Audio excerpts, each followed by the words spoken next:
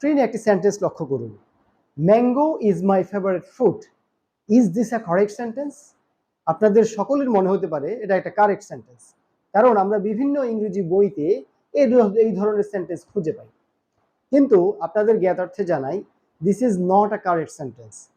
Modern English গ্রামারে এই সেন্টেন্সটাকে ইনকারেক্ট সেন্টেন্স হিসেবে পরিগণিত করা হয়েছে।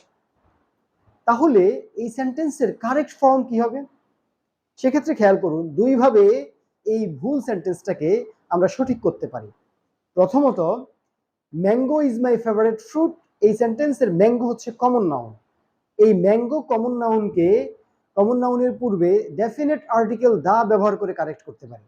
তাহলে কারেক্ট সেন্টেন্সটা হবে the mango is my favourite fruit. একভাবে আমরা কারেক্ট করলাম।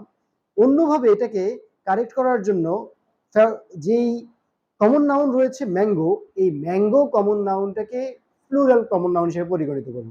অর্থাৎ হয়ে যাবে mangoes are my favourite fruit. তাহলে আমরা দুইভাবে এই সেন্টেন্সটাকে কারেক্ট করতে পারি। একটা হচ্ছে the mango is my favourite fruit, অথবা mangoes are my favourite fruit. তবে ট্র্যাডিশনাল ইংলিশ গ্রামারে mango is my favourite fruit এই সেন্টেন্সটা কারেক্ট।